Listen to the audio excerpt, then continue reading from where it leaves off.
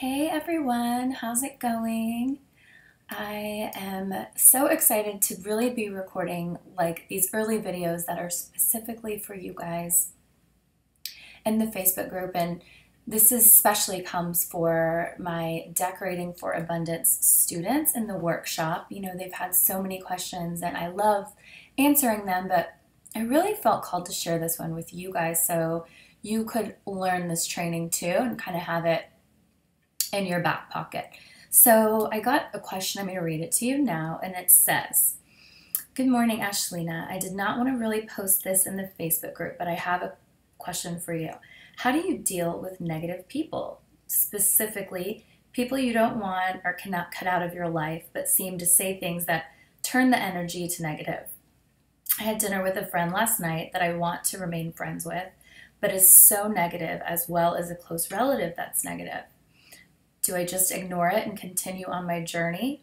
I thought it might be something that others would be interested in hearing, and I'm sure your success people can come across negative, jealous, etc. Thank you."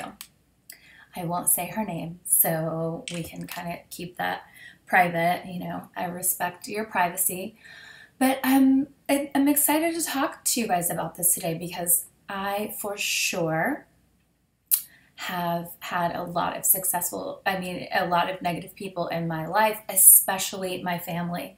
And, you know, it's just something that really hits home for me because I had to do a lot of work around this. And one of my biggest, I think, epiphanies and breakthroughs I've had in my work with my coaches and everything was learning to break off attachments and break off codependency traits.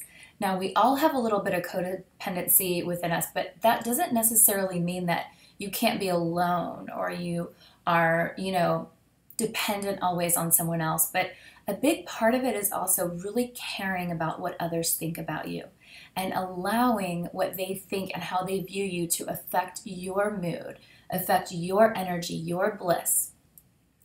And we have to really learn to let go of that codependency kind of mindset. And a lot of us don't even know it's there. It's really subconscious. I know for me it was.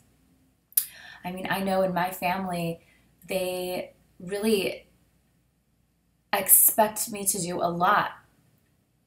And it was hard for me to start saying no and just saying yes to myself and putting my needs first.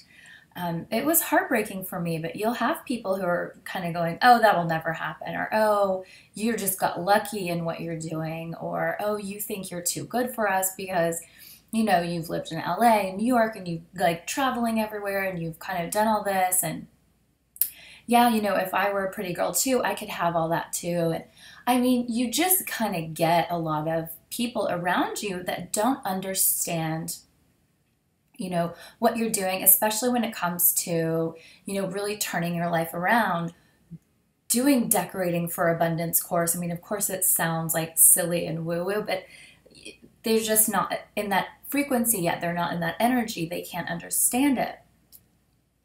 So the truth of the matter is that you can keep those people in your life. You don't have to cut them out or do any harsh moves. All that will do is bring more negative energy towards you, and that is energy you don't want to be in when you are trying to design a beautiful life or really create some big things for yourself.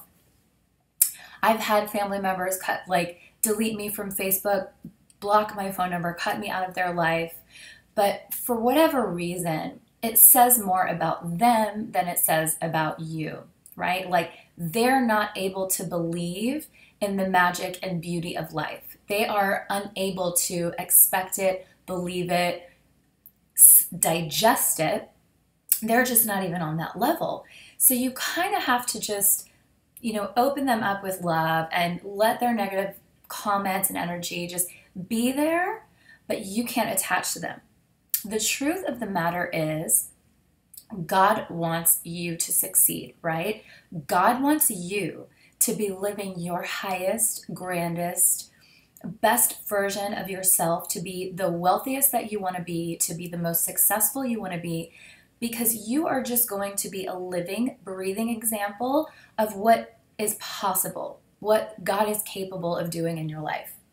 This was something, I had to really learn.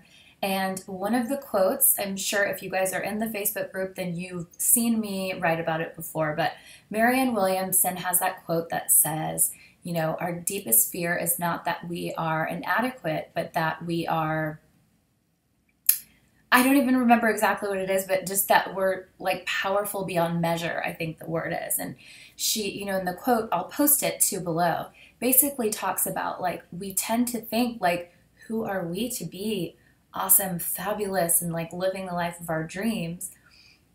But the truth of the matter is, like, who are you not to be? Why would we not want to be living our dreams out? Like walking into our desires, walking into what's meant for us, walking into, I desired to live in New York. I desired to live in LA for a lot of my life, travel to Paris, travel to Italy, and design a career for myself that led me to find the career of my dreams, create a schedule for myself. I know a lot of times my family was like, okay, you don't even work. Why don't you go pick up grandma and do this or that? Because you don't have a real job. Like you just kind of play around and do what you want. They just didn't understand, how I structured my work life, and I designed a career for myself. I didn't want to go to work at 6 o'clock in the morning and work all day. I really set it up so I could really, be passionate about what I'm doing, connect to my intuition, be lit up, have a purpose that God can push for. God will give you breakthroughs when there's a purpose behind your purpose, behind the breakthrough that you desire. I really did a lot of work and learned these things, but my family just wasn't there. And it's funny to see, now, years later, my parents are calling me and asking me for advice and saying, I want to create my life too. I think I should be able to have a house on the lake and on a golf course or whatever they want. And now they're starting to invest in the life that they dream of as well and not feel guilty of it, not feel bad about it, but say, hey, I'm showing you it's possible to have the life of your dreams. And if I've learned anything, it's that the more that we look at others who are killing it and we are jealous, all that is just a signal. It's telling you, or whoever's being negative about it, or whoever's doubting it, that that's really meant for you. If it's something you see in someone else that triggers you, that's a desire for you. There's a mirror there. You have to look at that. And so allow your negative friends and family and different people the space to kind of figure out that it's something in you is triggering something with them, but that you're doing your job correct. Because if you are being, faithful and positive and trying to go higher and really trying to live the life of your dreams, you are on your way, and you're going to trigger other people around you to see what's possible for them. It's their job to really get online and figure out that that's a possibility and it shouldn't be something they're jealous of. So are you seeing kind of like how this all makes sense? All you need to do is to be the best version of yourself and stick with it.